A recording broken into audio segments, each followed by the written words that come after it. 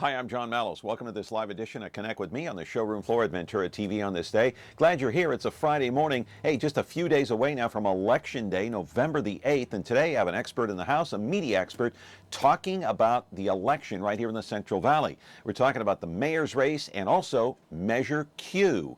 436 Me TV, option 11. Back in a moment.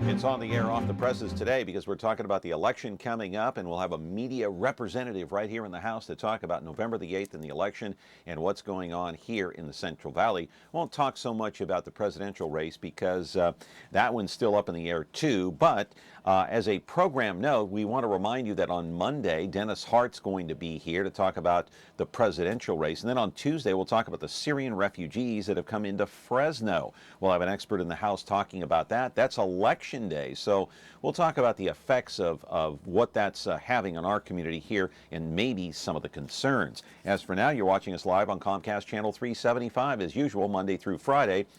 10 to 11 o'clock in the morning. That's with Comcast Cable. If you want over-the-air broadcast, it's 43.6 and 13.1.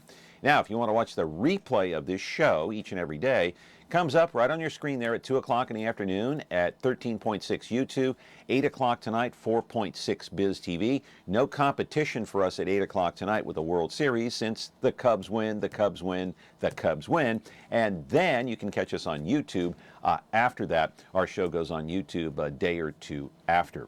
So time to jump right back into the election, pick up where we left off yesterday, I guess. Put up the picture of Lee Brandt because we're going to talk about the mayor's race. Lee Brandt is currently a city councilman in District Number 6. There he is right there.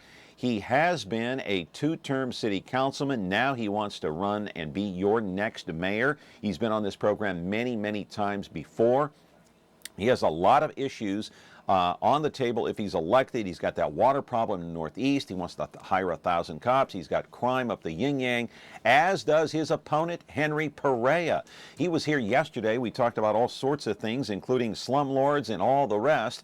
And we talked about Jerry Dyer and his future with the police department. And Henry Parlier is a current sitting Fresno County Supervisor and a former city councilman. Speaking of slumlords, we'll talk about this man, Chris Henry. Looks like he's trying to hide out right there. A little bit of a resemblance to Bob Costas, if you notice right there. Anyway, Chris Henry, at one time, about a year ago, maybe he still is, public enemy number one here in the city of Fresno, the owner of the Somerset Village Apartments that closed down a year ago. They turned the gas off, water off. One person died.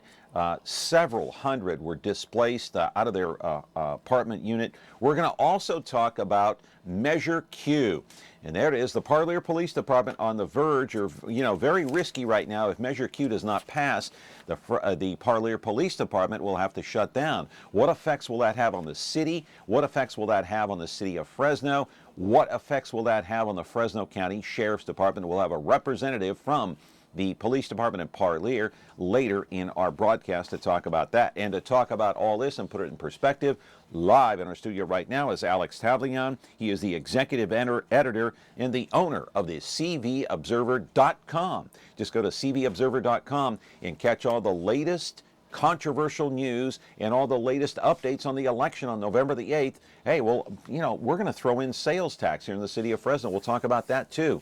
A big piece on the website that I checked out last night. So you're welcome to call in 436 Me TV, option 11. Back in just a moment.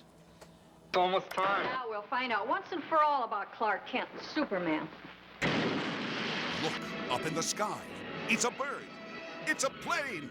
It's a TV show. Yes, but who is he? What's his name? He's Superman. Golly, Clark, won't that be wonderful seeing Superman? Fighting a never-ending battle for truth, justice, and television the Me TV way. No one can do the things that Superman does. The Adventures of Superman. Now on Me TV Fresno, Xfinity 187.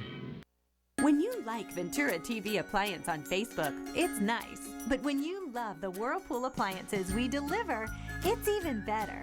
Our website is cool, and it's a good place to start. But you really should touch the merchandise before you buy. Touch the new Whirlpool Ice Collection. It offers a modern style made to create an inspiring kitchen experience. Save big on this Whirlpool Black Ice or White Ice kitchen. Come into Ventura TV Appliance and touch the merchandise today. Back here on the program, Alex Tavlian is here. Good to see you, my friend. See you too, Might as well John. jump right into it. Yeah. The Fresno Bee says Parrier's the man for mayor. I have it right here. It's the opinion piece. Yeah. They say he's the guy to vote for mayor. What do you make of this opinion by the Fresno Bee, and what do you make of the mayor's race so far? You've been watching it very closely. Absolutely, absolutely. You know, I'm not surprised at all by the Bee's endorsement. I mean, they did endorse Parlier in the primary, and I've very rarely seen them flip. You know, midway through. I think, unlike the presidential race, this has been a pretty stable mayor's race, very cordial until recently. You know, by and large, we're seeing this race, you know, bubble over and get really, really heated in the last, you know, really in the last 12 days. It has gotten the hottest it's been since it started back in January. I think that's safe to say. You know, we've seen Henry Parlier and Lee Brand really duke it out, and now in the final days, they're both going at it to make sure that they convince, you know, really the target audience has been North Fresno, by and large, to win this election. So that's the target audience, really? Absolutely. Because why? It's where the voters are. The voters are showing up in North Fresno. They are not showing up in South. You know, Henry Parlier is convinced at this moment that South Fresno is his, and he doesn't need to worry about it. And so he spent all of the last 2.5 to 3 weeks focusing on North Fresno. He's, you know, in the last week, he's been talking a lot about the blight line. I'm sure a lot of folks have heard about. Exactly what is that? Explain. So the blight line has moved? Is he saying that it moved? Brand actually moved the blight line? So for folks at home who are not aware, the blight line is an imaginary line. It's not a real official policy from anybody. It was invented. It's not like drawing a line in the sand. No, it's not imaginary. It's an imaginary line that's meant to discuss economic conditions of the city of Fresno. It was invented in 2000 by Alan Autry. The whole premise of his campaign in 2000 was the tale of two cities, North Fresno versus South Fresno. And the blight line at the time, and from his entire mayorship, was Shaw Avenue. Shaw Avenue was the blight line. A year ago, Mayor Swearingen, when she was talking about, you know, combating the economic blight, she moved the blight line. She wanted to move the blight line to Herndon. She believed that really we were in danger of losing that zone between Herndon and Shaw. And she decided, you know, kind of prematurely, to move up the blight line. And at the time, I even argued that was, number one, the line was imaginary. It didn't change anything. And we need to continue to focus on south of Shaw, because that zone in between Shaw and Herndon really was still very economically vibrant for a whole host of reasons. All of the economic statistics that you would measure blight were not there.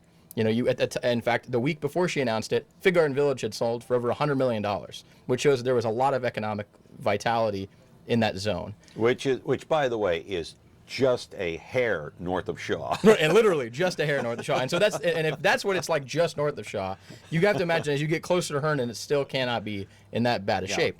So Henry Parlier has really tried to capitalize on that movement a year ago. And he's tried to claim that, you know, property values are down when they're really up. They're up 36% from last year. So property values in that zone are up. He's trying to make it seem like they're losing their neighborhood, when really all the statistics and the perception from inside those neighborhoods shows they are actually feeling some rebound from the recession, and their property values are up, their incomes are starting to climb. So he's trying to capitalize on this to get them to vote for him. And so far, it's been to mixed results as to whether or not he's going to be able to convince that zone that they can vote for him. Is Parlier throwing out false numbers? No, he's trying to capitalize on a general perception. He's not really basing anything off of numbers. He's not throwing numbers. He's not throwing numbers at them. He's generalizing. He's generalizing, saying that what the city did a year ago, and he's trying to tie in Lee Brand to Mayor Swearingen's decision to move the blight line up. He's trying to tie that together and say, look, you're losing your neighborhood, and this is the perception you should feel. And he's trying to sell that as if that's reality, when the numbers and even perceptions amongst neighbors showed that that's not really what's going on. Yeah, I want to put up the picture of Chris Henry again, once public enemy number one, and we'll also go through some of the photos at Somerset Village. We'll roll through some of those here as we talk about Somerset. Here's what the Bee said about Brand. They said that he had command of public policy and yeoman's work ethic as a two-term Fresno City Councilman. He sees a problem, goes deep into the weeds, and tries to fix it. However, Alex, finishing second to Parlier in the primary, has failed to do anything meaningful about Fresno's well-documented slumlords, like Chris Henry and this problem here, and the unsafe and unhealthy substandard housing projects rented out to our city's impoverished residents. That's their reasoning for endorsing Parlier. What do you make of that? I find it ironic more than anything. You know, we're talking about a man who, more than anybody else, knows what it's like to run residential housing and manage residential housing for rentals. You know, Lee Brand is the owner of Westco Equities. They're one of the largest property management firms in the city, and they're one of the best in the area, not just in the area, probably in the state of California. So, you know, one of the biggest things is that Lee Brand has a better idea of what's going on. And the irony in this is that Henry Parlier was on the council before, and then he went to the Board of Supervisors in 2003. Henry Parlier and his time on the city council never really addressed the slumlord problem. And it's been a long-standing sort of snowballing effect issue that has occurred over 35, 40 years in Fresno, that we've allowed, you know, sort of lazy landlords to turn into slumlords because they aren't responsive to the needs of their tenants. What we have seen in the last 3.5 years in the Swearingen administration, and really buttressed by Lee Brand's, you know, policy wonk position in the city council, is that the city has become a lot more responsive to housing issues and quality of life issues when it comes to residential rental housing. Because of Brand? I would say in part because of Brand. In part because of, at minimum in part. I mean, he is a council member. He's not the mayor at the time. So, you know, he has had a very critical role to play because he's the only one who has the real experience in managing these properties. Okay, City Council last night agreed. It was across the board a vote. They decided to crack down much harder, stiffer penalties for the slumlords that actually, you know, come through with these violations. Prior to that, let's put up Chris Henry's picture again. You know, I love this photo. I can't get enough of this. You really like this one. Yeah, I really do. I think of Bob Costas when I see this, but. The Somerset owner was ordered to pay $200,000 in fines. That's a reduced amount. This guy's had 1,450 violations over the course of time, and the original, I think, violation for him or penalty was about $299,000. So they cut that down to $200,000. But the council imposing stiffer penalties. Is that going to help? Is it going to resolve the problem? It's a first step, I would say. There's definite, you know, George Hostetter, my colleague, has done an amazing job at providing a better look at the whole code enforcement and housing issue. And his primary look has always been that Fresno needs a holistic standpoint on the housing issue. We'll get back to that in a second here. Let's take this call. Go ahead, caller. You're on the air with Alex Tavlian.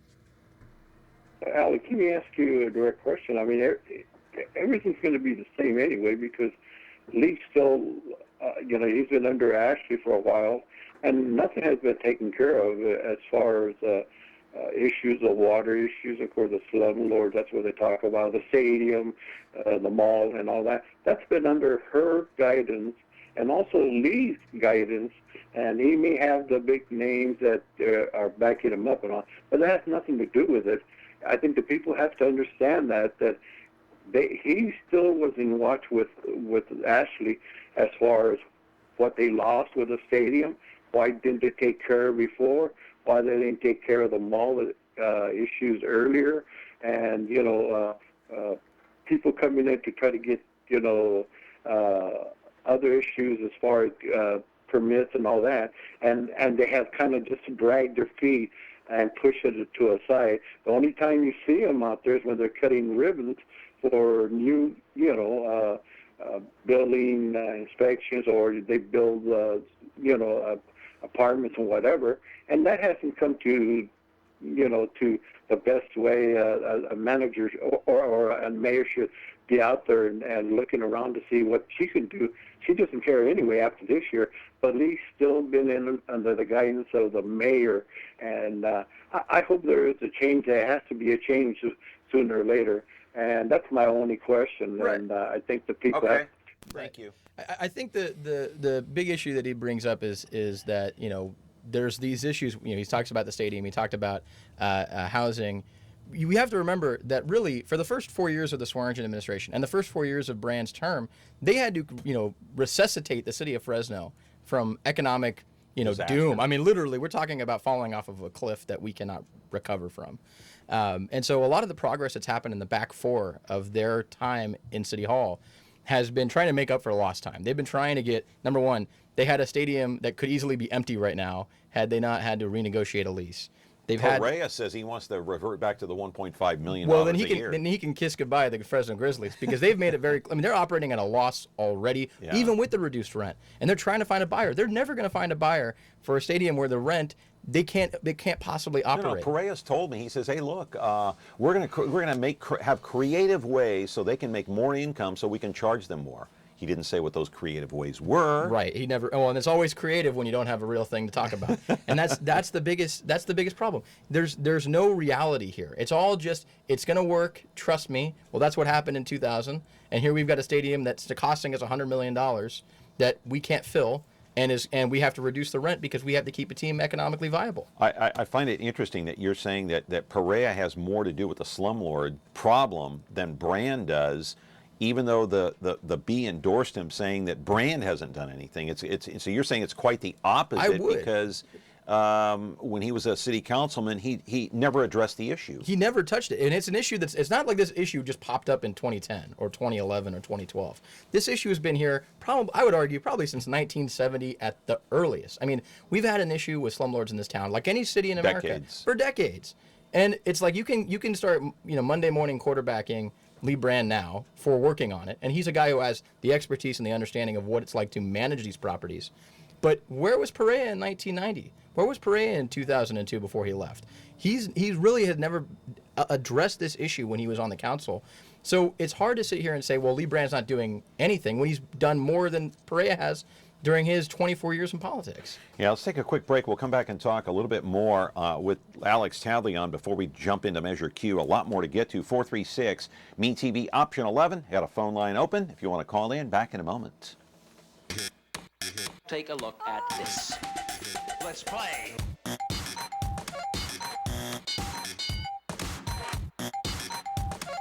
This is too hip for you. I'll slow it down. Let's play. Watch all your favorite classic game shows on Buzzer TV, KVBC Digital Channel 13.7. Frigidaire. We introduced the first home freezer, the first pulsator agitator washer, and now we introduce the Frigidaire Orbit Clean dishwasher, designed with a unique wash arm that gives you 4 times more water coverage for a consistently better clean. Frigidaire, over 90 years of legendary innovation. See the full line of Frigidaire appliances at Ventura TV Electronics and Appliances. A lot goes into code enforcement. By the way, the number here, 436 MeTV option 11. It's not a matter of imposing higher and stiffer penalties for these slumlords. It's like a chain effect. It's a trickle down effect. You've got code enforcement. Are they doing their job properly? All this has to go to court. You're also dealing with administrative officers that have to look at what the code enforcement officers have done. Explain the complex process of code enforcement and trying to get these guys to pay. Right. So the city has instituted a lot of fines and a fee structure for delinquent landlords. Right. Code enforcement is, in theory, meant to go out and look at properties and see what's in compliance and out of compliance with the code. What has happened is they have gotten, they've been empowered a lot by the Swearingen administration, by the city council, because they have realized this is a problem we need to address. And so a lot of times they've been very cavalier about, finding landlords, finding property owners, and saying, look, this is the problem, and we're going to fine you every day if you don't put up a Lexan panel instead of plywood on a window that's broken.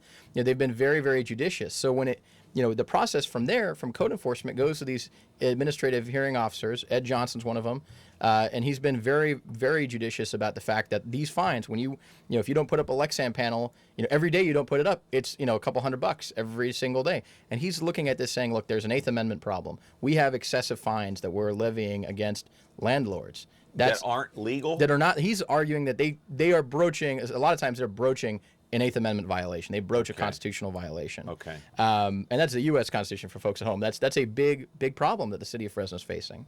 So once they get to the hearing officer, a lot of times these fines are getting reduced. More often than not, a landlord will go in front, even if it's the biggest fallacy that people don't understand is the big slumlords, the big people who are always the target of media scrutiny, are not the ones who are facing most of these fines. Usually it's a mom and pop landlord who have a rental property that they own that they want to lease out, and they're the ones facing the fines because they're not sophisticated, and they're trying to adapt to a very changing code that's changing almost every day.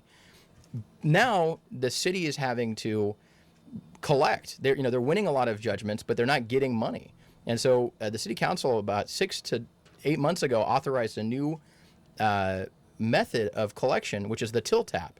And so now a lot of cases that would have gone to these hearing officers are, the city is now sending them over to Superior Court in order to get a court order so they can start collecting from the earnings that these landlords are making. Does that make it more legal? It's a legal process. It's absolutely legal. And it's no violation of the Eighth Amendment. No, I mean, because it's no longer about the amount of money they're fining them. It's just about collection at this point. Okay, Yeah. so you're saying that violation of the Eighth Amendment is adding fine after fine after fine, absolutely. day after day after day. The first, according to last night's council meeting, the first violation $800, second $1,200, the third $1,600. So if you add let's say you're a landlord, I go, hey Alex, first violation's $800. I come to you tomorrow and say another $800. Now it's $1,600. Yeah. That could be a violation of the Eighth Amendment. It could, over time, if you and a lot of times it's over these ticky-tack code violations. The big one always is the Lexan versus plywood on broken windows. That seems to always get mom and pop landlords into trouble, and a lot of times they'll go to Ed Johnson and they'll say, hey, look, this is ridiculous. I'm paying $30,000 for one window that's broken. Yeah, Alex Tavlian is here from cvobserver.com. Just go to cvobserver.com. You can see all the articles there. Let's roll a videotape on Dylan Noble, please. You've written extensively about this. It's on the website. It's been all over the media, the Fresno Bee, all over the Central Valley. Jerry Dyer being scrutinized, the officers being criticized, obviously. And it's not so much that they shot him, but they shot him, I think, 2 more times while he was lying wounded on the ground. The police auditor coming out and saying, look, and this is Richard Rasmussen. He came out in a report last week and said, the officers have to be more careful and hold themselves to a higher standard, and they also have to learn how to de-escalate a situation when they're confronted with violent offenders. Do you agree with Rasmussen's 2 suggestions, if you will? I think there's a lot. I think the suggestions he's putting forward are important. Whether they're going to be implemented quickly is the big question. There's a lot in his report that just came out to be scrutinized. Have you read it? I have read it, and the whole thing. The whole thing, yeah. Okay. When George Hostetter wrote our story about it, and as soon as I read it, I realized there was a need to look at this, and there's definitely when it comes to all situations the Fresno PD is dealing with, the need to de-escalate is clear. But there is also, and George Hostetter pointed this out in our story on CV Observer, that Rick Rasmussen is looking at a future Fresno Police Department, depending on the mayor's race, that could have a different method of oversight. Right now they've got the police auditor. Henry Parlier right now is not in favor of putting together a community citizens advisory board. He said that yesterday. And that adds a layer of ability to de-escalate a lot of interactions between cops and all. You know why citizens. he doesn't? Because he thinks they're not experts. He wants experts on a panel, not average citizens. Right, but if you're talking about citizen police relations, you've got to have citizens. I mean, you can't just say we have to have experts. You have to have people who actually understand what interaction with the cops are from a citizen's perspective, not from a police expert's perspective. And I'm not even sure he's in favor of the police auditor, to be quite honest. And that's the thing. So Rasmussen's report has a lot of, and George, made this point. There's a lot of politics. He's making a lot of recommendations about the Fresno PD's posture with the community, especially in a lot of the poorer, higher crime areas of Fresno, saying, you guys need to clean this up. This is a problem. And a lot of that is driven by the fact that he may be out of a job come January 2017, and there may not be a police auditor after him. On the other hand, Parlier brought up a good point. Brand wants to put 1,000 police officers on the street. We have 800 and something now. So if you add what you'd need probably 150, 160 more. He says that's going to cost you $20 million more. Where are you going to get all that money from? Well, the biggest driver right now has been general fund increases. And we've seen our tax revenue grow without having to raise taxes. Right now, our property taxes are up. Our sales tax revenue is up. We are seeing tremendous revenue growth in the city of Fresno. And it's getting back to not just pre-recession levels, it's exceeding that now. So you're saying it's not going to be a problem to hire these officers? Well, and not in the timetable Brand's talking about. Brand's talking about an 8-year plan, 8+ year plan. So that's not a problem. It's not a problem. Henry's thinking that he's going to be, Henry likes to talk about day one. Day one, we're going to do this. Well, you can't do day one is going to be 800 hours. Is he making it sound as if Brand's going to get in and say, okay, in the first 100 days, we're going to hire 160 more and get up to 1,000? Yeah, he's making it sound. It's not going to happen. And even Lee will admit that. And the other guy who said a lot about 1,000 officers has been Jeremy Pierce. And he's the first one to tell you. Those two guys are the first people to tell you. To get 1,000 officers, you have to rely on both increasing tax revenues from naturally increasing tax revenues, natural property tax increases, not from raising taxes, but from property values increasing. And then also from having the city create new revenue streams that aren't involving tax increases. The one they always talk about is selling excess property, creating digital advertising on city property. Those are methods for the city to pay for new cops that don't require a tax hike. Let's take a quick break. 436 MeTV option 11. Back with Alex Tavlian from the CVObserver.com. Back in a moment. Giddy up with westerns, we've got the best ones. Superhero, sci-fi, spin, grab the popcorn and stay in. Dramas, mystery, and action, take a look and see what happens. Carol, Andy, Lucy, MASH, timeless comedies full of laughs. Hey, that's me! That's me. That's me, Chief. Yeah, me, you gotta see. That's memorable, that's me. Me TV. When you're looking for Whirlpool, innovation and quality, who has the answers, the selection, the price? Ventura TV Appliance. With billions in nationwide appliance buying power, more than Home Depot and Best Buy combined, we'll help you save. Our low prices on Energy Star qualified Whirlpool appliances save you energy and money, and pay no interest on select models when paid in full within 12 months. Ventura TV Appliance, serving you since 1951. Program, Alex Tavlian, CVObserver.com, and let's put up the crime stats. Every category except homicide, the numbers are up, as you see here. Homicide, you got about 32, maybe 33. These stats are not exact. They're about a week old, but rape is up, robbery's up, aggravated assault is up, violent crime is up. I mean, my God, Alex, these numbers are through the roof. The only saving grace is the fact that, homicide is down. As you read the paper this morning, the Fresno Bee says Jerry Dyer and the police department, some of the feds, really cracked down on this one horrendous gang that's responsible for like 30 shootings in the last month over in southwest Fresno.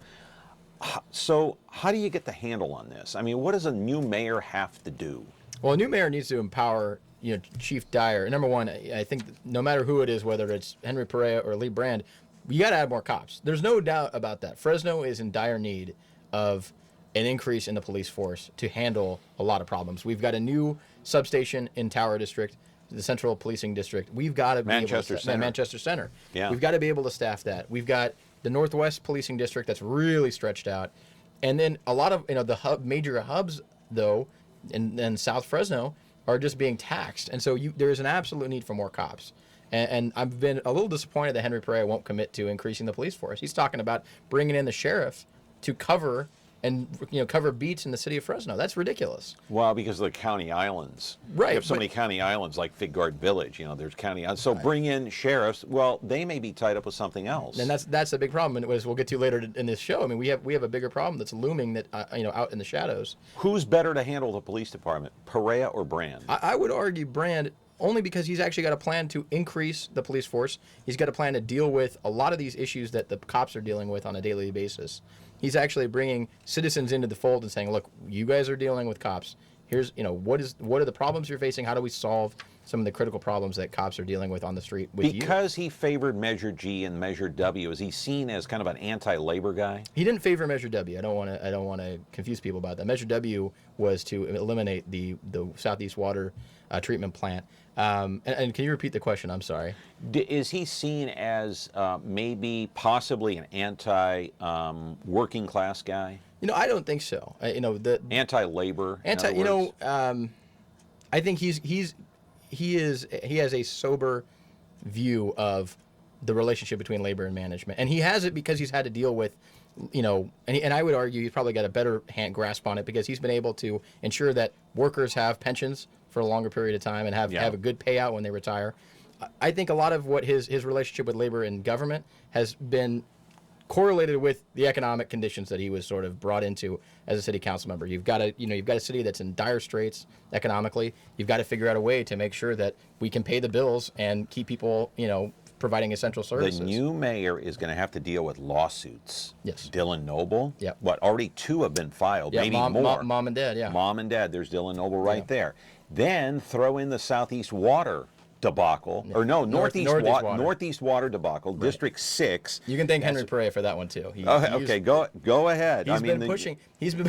Go ahead. I like that. I like that photo. That's a great photo. You know how heavy that pipe is? But he's the guy who is inviting people to sue the city when we've got pipe manufacturers who have a liability. You can say the developers are out of a liability shield, but pipe manufacturers are still liable for what happened with their pipes. You can put some blame on the city, but at the end of the day, the person who's been telling people sue the city has been Henry Parlier. But Jeremy Pierce was here just the other day, I don't know what day, and he was saying the city is partially responsible for this. And it is. I'm not going to dispute that. But I'm saying that the entire focus has been like a laser on the city of Fresno's liability, when the city of Fresno has a limited liability compared to the pipe manufacturers who develop defective pipes. So let's split up the pie, is what you're saying. And that's what I'm saying is that the city's if Parlia's posture has been, you are entitled to everything, and the city's going to give it to you. We're going to cut a big check, and you're going to. I don't know how that's away. going to be resolved, because if I owned a home in Northeast Fresno and I was trying to sell it, imagine how outraged I would be, or anybody would be, because the property values now just automatically go down. You have to reveal what the problem is. Right, and I will say this. We had a family home in Northeast Fresno, just sold about 2 weeks ago. What happened? Any problems? The property, no, there were no. We had some problems, and you know what happened? We listened to Tommy Escueda. We flushed out the water. We're fine. And what it came down to was no one was using the plumbing in the house for about 3 months, and so we flushed it out. We're all good. And we had discolored no water. problem with the buyer? No problem with the buyer. The buyer, we had it inspected. We had the city inspect it, like the city public utilities department provided. We had no lead issues. We had discolored water, but that boils down to inactivity in the house. You have to be able to use your plumbing. If you stop. Who's at fault here, though? Because it's from what I've heard, Alex, it's the mixing of the groundwater and the surface water when that surface water treatment plant went up in 2004. Yeah.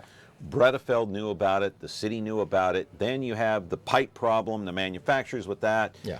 And you install the water meters.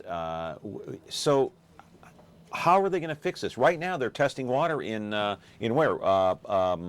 Virginia? Yeah, they're testing the water in Virginia. And the pipe. They're testing pipes too. Absolutely, yeah. So what's going on? How's this all going to end? At the end of the day, it's going to boil down to who's got the best lawyers, and it's going to boil down to who's open to the most amount of liability. And as it stands right now, the city does, because they stand to lose the most. They stand to lose the most, partially because the housing developers, they have a 10-year statute of limitations on construction defect lawsuits. It doesn't matter if you discovered it or not. The clock starts the moment you grab your keys. So they have a 10-year statute of limitations. Those are gone. Those were gone in 2000. I mean, they're long gone. And so the organization or that has the highest liability is going to be the city, but the pipe manufacturers cannot be that far behind. How much is this going to cost the city? Potentially. I think there's still an unknown level of scale. We still don't know how many people are affected. So they're going to have to deal with it. Absolutely. Oh, Absolutely. wow. Hey, I saw a piece on your CVobserver.com website last night talking about sales tax. Fresno sales tax right now, 8.225%, the third lowest in the state. Bakersfield, number 1. San Diego, number 2. Yeah. San Diego, number 2. San Diego, yeah, good Hey, town. oh, my God. America's finest city. So you know who's higher than Fresno is Huron, Sanger, and Reedley. So the mayor does have a hand, the city does have a hand as to whether or not they raise the sales tax. Right. Am I right about that? Absolutely. So who's more apt to raise the sales tax? Would it be Henry in favor of it or Brand? Right now, I would say Henry. And will it go up? Well, it depends. It all boils down to political circumstances. If Henry can find a way to increase, a sales tax hike that I argued is that it's tied to increasing public safety. So Brand's strategy has always been natural increases in sales tax revenue and property tax revenue will drive the funding of new officers. Henry wants to go artificial. He wants to his outline would be, and this is the proposal that has been floated by FPOA for about a year and a half now, is you raise sales taxes to fund public safety. There's a lot of, and I've argued that the biggest problem we face with a public safety sales tax is that it all goes to the general fund. So we are, just like Measure G, there's a lot of good faith being placed that the city is going to do what they're saying they're going to do. And, Fresno voters are very skeptical. I don't see Fresno voters saying, yeah, we're going to take a sales tax hike and we're going to believe you that your promise that it'll go to cops is going to be fulfilled. What I see is a lot of cops and firefighters being used in campaign ads and not that many cops being actually hired to solve a public safety crisis. Quickly, we'll get our second guest up here in just a moment, right after the break. You're going to stay here, but this Measure Q that we're going to talk about here deals with the city of Parlier and their police department. If Measure Q fails, the police department goes bye-bye. If it passes, then they get about $300,000 to $500,000 added to the police department through a parcel tax. We'll get all the details about this, but just quickly in like 10 seconds, is it going to pass, do you think, at this point? You have your finger on the pulse or thumb on the pulse there? I would say there is a bigger push now than ever before, and I think we're going to see just how big of a push that has been, and I think that's the difference maker between 2016 and the 3 other tax proposals that have been trying to keep the Parlier police department viable and surviving. Yeah, and somehow that's going to affect the whole Central Valley if the police department there goes bye-bye. It'll affect Fresno and the whole surrounding area. Yes. We're going to be back with our second guest. Alex will stay with us here, 436 MeTV option 11. Parlier, Measure Q, police department, very important. They need the money to stay alive. Back in just a moment. Unscramble. Sing, honey, sing. Calling classics, calling the best. Calling favorites, be our guest. Every day there's more to come. Watch and see, there's only one. MeTV. Try me. Me. That's memorable, that's me. That's me. Me, you gotta see. That's memorable, that's me. MeTV. When you like Ventura TV Appliance on Facebook, it's nice. But when you love the Samsung big screen we deliver, it's even better. Our website is cool, and it's a good place to start. But you really should touch the merchandise before you buy. Time for that upgrade to an HD 3D web-enabled Samsung TV. Get the best selection, price, and service in town without waiting. Come in to Ventura TV Appliance and touch the merchandise today. And away we go. Here's the place that makes you smile. Stick around and stay a while. We're the home of great TV. That's memorable. That's me. Follow me, sir. Calling classics, calling the best. Calling favorites, be our guest. Every day there's more to come. Watch and see, there's only one. MeTV. All you have to do is watch me. Are you kidding me? Follow me. That's memorable. That's me. That's me. Me. MeTV. Is taking care of laundry taking too much of your time? Have you become a missing mom? With a new fast, efficient washer and dryer from Ventura TV Video Appliance, you'll spend more of your day the way you want. Save now on Frigidaire's Advanced Affinity Laundry Pair. Let Frigidaire save you energy, water, and time. Don't spend your life on laundry. Upgrade today at Ventura TV Video Appliance and save. The Ballad of Andy and Barney. Andy and Barney were lawmen, bravest you ever did see. Warned every crook in the record book to stay out of Mayberry. They were the law. Yes, they were the law, and they didn't know fear. The Andy Griffith Show. I guess to sum it up, you could say there's 3 reasons why there's so little crime in Mayberry. There's Andy, and there's me, and baby makes 3. Now on MeTV Fresno. When you're looking for KitchenAid innovation and quality, who has the answers, the selection, the price? Ventura TV Appliance. With billions in nationwide appliance buying power, more than Home Depot and Best Buy combined, will help you save. Our low prices on Energy Star qualified KitchenAid appliances save you energy and money, and pay no interest on select models when paid in full within 12 months. Ventura TV Appliance, serving you since 1951. Talking about Measure Q in the Parlier Police Department, now joined by Jacob Aguilar. He is the Vice President of the Parlier Police Officers Association. Welcome to the program. Alex, you're here too. Why don't you fire off the first question, if you would, if you have a question or two? Or I think the question everyone wants to know is, how is everything going in Parlier? We're in dire need of a Measure Q to pass right now. We're afraid that if it doesn't pass, the police department may have to close its doors, and then the Fresno County Sheriff's Department will have to come in and take over the services for the city. What is it looking like right now? Is it moving in a positive direction, or are you doing this 11th hour scramble to make it to the finish line? It's actually looking really good. We've been doing a lot of campaigning. We've been doing some old school knocking on doors. We've been doing a lot of phone calls to everyone within the city. We've been passing out flyers. We've been just doing everything we can to get this measure to pass this time. What will this mean if the Parlier Police Department has to shut its doors? In other words, what kind of an effect will that have on Parlier, the residents there? Will they feel safe? Who will guard them? Who will protect them? Who will help protect and serve that community? If the city of Parlier closes its police doors, the sheriff's department will come in and take over. Now, the city is not going to be able to afford to have full-time deputies there. That means they'll have deputies respond as needed. This means longer response times. Crime is going to go up because of the longer response times from the sheriff's office. If the crime goes up, insurance rates are going to go up for people having to file all these insurance claims. Their property values of the houses are going to go down. Businesses are not going to want to come in because there's no one to protect their assets, to protect their property. So this comes. You're asking the people to vote yes. Does anybody, I mean, even you, Alex, or you, Jacob, do you know how much money this is going to cost a homeowner per year? How much will it cost them out of their pocket? This is going to place a tax increase on the tax parcel of $120 annually. That basically cuts down to only $10 a month. I think most of us spend $10 a month, more than $10 a month on a cup of coffee at Starbucks. Yeah.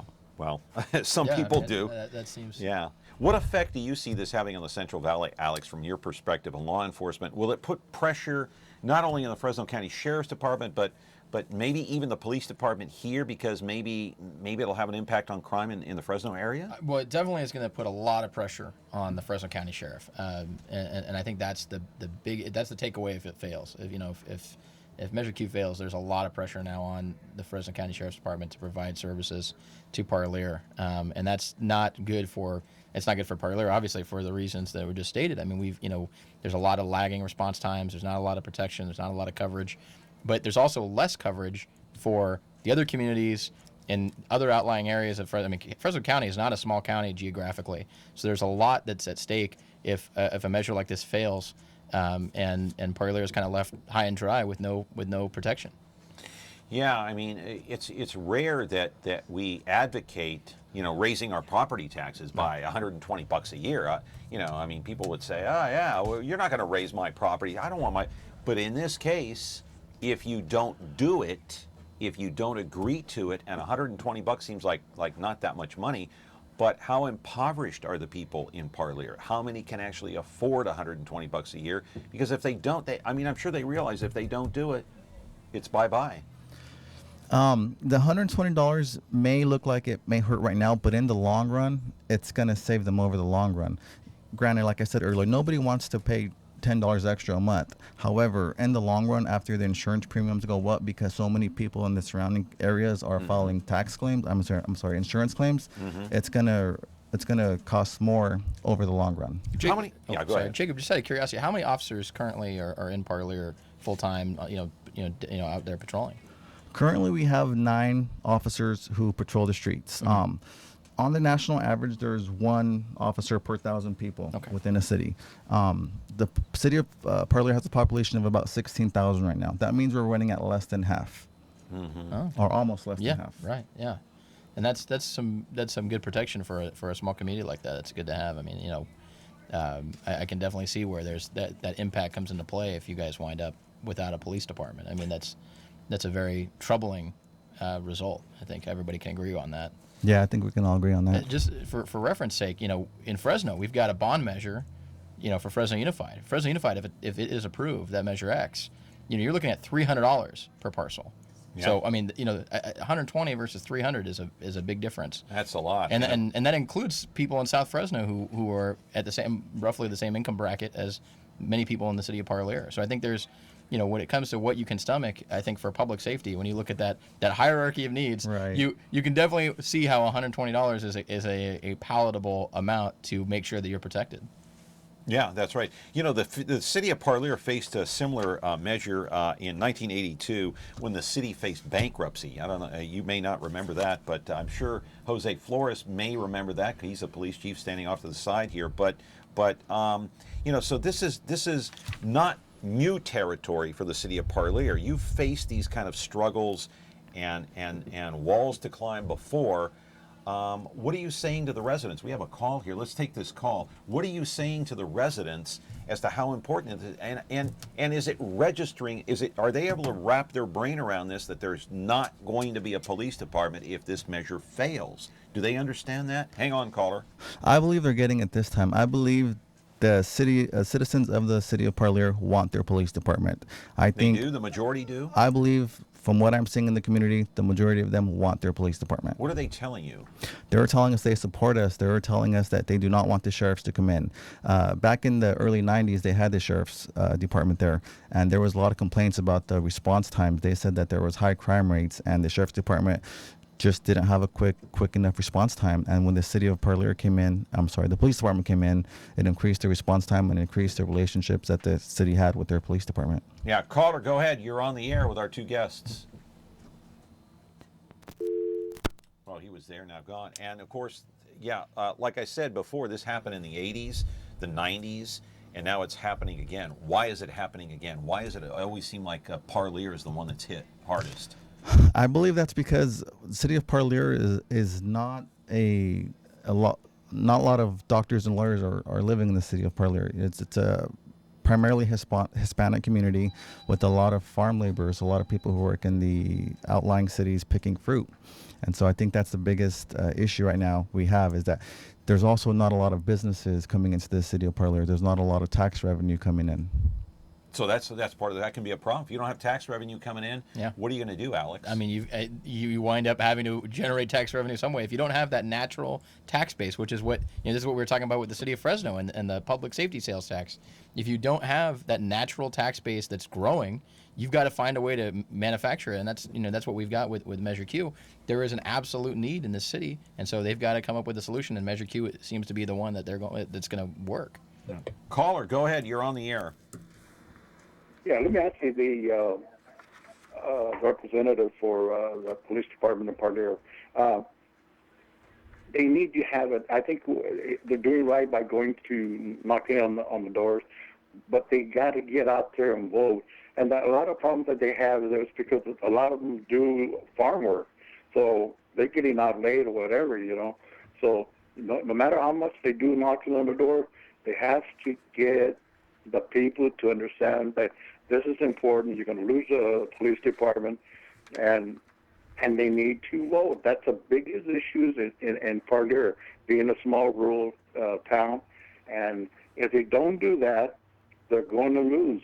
And then here comes the sheriffs and the response time and all that, because crime has gone up. It's gone up. It's not because of the police department. It's just that it's starting to come around because there's a lot of gang members coming from different towns now. So, but they do need the police department to keep it down. My question is, how are they going to pay for it? Even if they pass it, the people have to understand. It won't be a lot of money. There'll be a lot of money lost if they don't. That's all I really want to say. Go ahead, Jacob. We've already kind of talked about how you're going to raise the money. It's through a parcel tax. Right. And I'm not really sure I understand the caller's direct question. I'm not sure I did either, but he goes, how are you going to pay for it? And that's what I got out of that Yeah, question. we're going to pay for the police services through the Measure Right. Q measure. Which raises money on raising the sales tax, or not the sales tax. The parcel tax. The parcel tax, which is the homeowners, obviously the property tax per year. So we're talking with Jacob Aguilar. He is the vice president of the Parlier Police Officers Association. Alex Tavlian is here from the CVObserver.com. We're back with more of this show in just a moment. A top secret location. It's the spies who love me, bringing together MeTV's top super spies to fight evil at a memorable moment's notice. They're daring. That's right. Brave. Now what are we gonna do? The best we can. Suave. Does that apply to me, Oscar? Possibly. And smart. The old finger in the gun trick. Maxwell Smart. MeTV Fresno, channel 43.6 and Xfinity 187. Frigidaire. We introduced the first home freezer, the first pulsator agitator washer, and now we introduce the Frigidaire Orbit Clean dishwasher, designed with a unique wash arm that gives you 4 times more water coverage for a consistently better clean. Frigidaire, over 90 years of legendary innovation. See the full line of Frigidaire appliances at Ventura TV Electronics and Appliances. All right, keep in mind that from 1982 to 1991, there was no police department in the city of Parlier. The sheriff's department had the patrol out there. Then the police department came back on, now on the verge and in danger of closing its doors again. Parlier was incorporated back in 1921. That's when the police department took over. Jacob, let me ask you something. Biggest crimes in Parlier are what? Could it be meth labs, burglary, gangs, drugs? What's the biggest issue that you see there with crime? The biggest crime we have right now is burglaries. People's vehicles are getting broken into. People's homes are getting broken into. And your home is supposed to be your kingdom, your place where you feel safe. And if you have people breaking into your house and stealing your stuff, going through your personal belongings, that's a violation of privacy. I mean, it makes anyone feel like they've been violated. Right. And so if it doesn't pass, is there any other way out? Right now, any rainbow out there? No. Right now, at this point, we don't see a way out. If Measure Q does not pass, the city of Parlier will close its police department. Definitely, 100% sure. As far as I know, yes. Yeah, something interesting. I was reading something in the Fresno Bee too, which you might find. I guess Parlier's a small town, but one resident was complaining to the Bee that she said she was upset because people are parking in the middle of the street and having all these conversations with friends and just blocking traffic. Is that? I mean, I don't find that to be a problem in Fresno, but I guess in Parlier, it's a huge problem. I mean, it sounds kind of funny, but I guess I could see that in Parlier because it is small. It's a farm community. People are probably close knit there. So, what do you make of that? I haven't seen it too much. However, right now our department is patrolling a population of 16,000 with only 2 officers. So instead of being able to be proactive and address issues like that, we're having to just respond from call to call to call. And what we want to be able to do is be able to provide a service, a proactive service to the city, to where we can address issues like that. Okay. Is there any chance that the police department could stay alive with fewer officers and keep your doors open if it doesn't pass? Right now, we're at bare minimum staffing. Like I said earlier, we're 9. down, 9 officers. We basically have 2 officers per shift. I don't think we can run a city with the population that size with one officer on a shift. Go ahead. I mean, that's a dismal and very, very dim prospect. I mean, one officer per shift is pretty bad. I mean, wouldn't that be better than no officer per shift? I mean, I don't know. I'm just saying. It doesn't sound like it becomes a huge officer safety issue for that officer as well. Okay. The city of Parlier, because he would have no backup. Correct. No backup. Yes, and by the time the sheriff's department gets there, it's going to be 10, maybe 15 minutes in when you're fighting. 15 minutes in, if you got somebody holed up and barricaded, right. That may feel like an eternity. Yeah, because. Go ahead. Oh, Jacob, just out of curiosity, when you look at the impact of Prop 47 in Fresno has been a really big factor in the rise in crime. We've seen a lot of offenders who get out and they start committing more new crimes. They were all nonviolent when they got out, but now all of a sudden, repeat offenders are now violent criminals. Have you seen that kind of impact in the city of Parlier, where there's a need for an active, very responsive police department, where Measure Q has a lot of impact on solving that problem? Right. Like we said, a lot of people are being released from county jails and prisons and going back to the city, creating a higher crime rate. Right. And with this new proposition here in November to release violent offenders, that's going to even increase the crime more. It's going to put the people's safety at a higher risk with less officers. And that's Prop 57 for folks at home. That one reclassifies a lot of what would normally be considered violent crimes as nonviolent. Correct. Not only that, you have the marijuana issue. That's it. If that passes, you may have even more problems, perhaps. But what I was going to ask you is, who is eligible to vote for this Measure Q? Do you have to live within the city limits of Parlier? Yes, it's like any other ballot. Yes, you have to be a resident for the city of Parlier. And if you live in Parlier, because I know they get the show there. I mean, people can watch our show in Parlier, and they do. But what can people do? Look in the camera and tell them what can people do to help get the word out about the police department? If they don't fully understand the issue. We're having an open house tomorrow, Saturday the 5th, from 9 a.m. to 12 p.m. So people can come out and meet our officers, come see the needs that the department has, come see the lack of equipment that the city has. We are in dire need of this Measure Q to pass to be able to perform our duties to protect the members of the community. What else can they do besides go to this get-together tomorrow, which is right before Election Day? Is there anything going on Sunday and Monday? There's nothing going on Sunday, Monday. The only thing we have going on is Saturday. However, talk to your friends, talk to your neighbors, talk to your coworkers, spread the word. The city of Parlier needs a police department to protect the members of the community. What's the population of the city of Parlier, roughly speaking? Roughly, it's about 16,000 people. 16,000, and nobody knows how many registered voters there are at this point? Have you figured that out yet? Or I'm sure someone knows, but I don't know. 4,000? Okay, 4,000. I'm told 4,000 registered voters. So your goal is to try to get to those 4,000, right? Correct, yes. Those 4,000 registered voters, and it's too late to register now to vote on November the 8th, but how do you get to those voters that are registered? Those are the ones that count, not the other 12,000.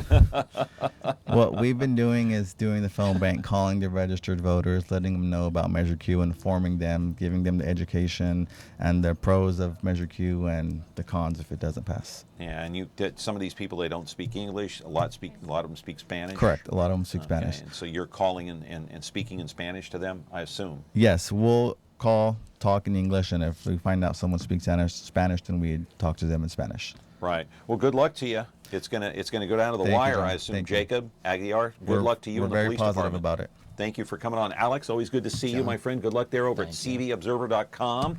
Glad that both of you could join us today. I appreciate it. Thank you for having me.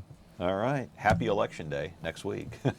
Back on Monday, another edition of Connect with me with Dennis Hart. We'll talk about the presidential election. That one also going down to the wire, it looks like. Have a great weekend. See you here Monday.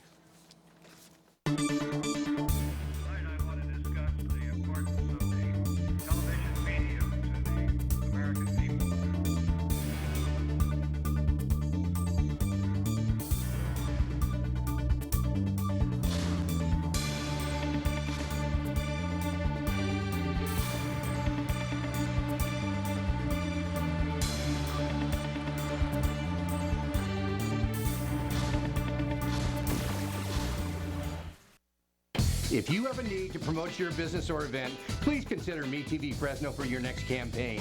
MeTV reaches over 100,000 of your potential customers in the Fresno area every single week.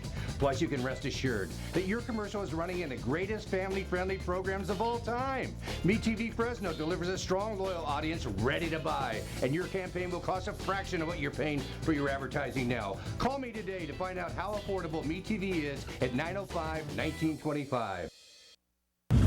When you're looking for Whirlpool innovation and quality, who has the answers, the selection, the price? Ventura TV Appliance.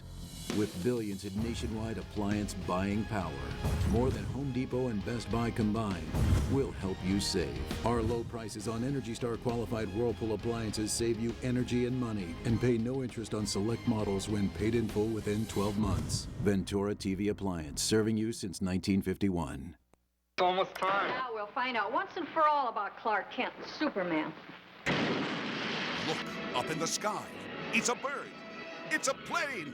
It's a TV show. Yes, but who is he? What's his name? He's Superman. Golly, Clark, won't that be wonderful seeing Superman? Fighting a never-ending battle for truth, justice, and television the MeTV way. No one can do the things that Superman does. The adventures of Superman. Now on MeTV.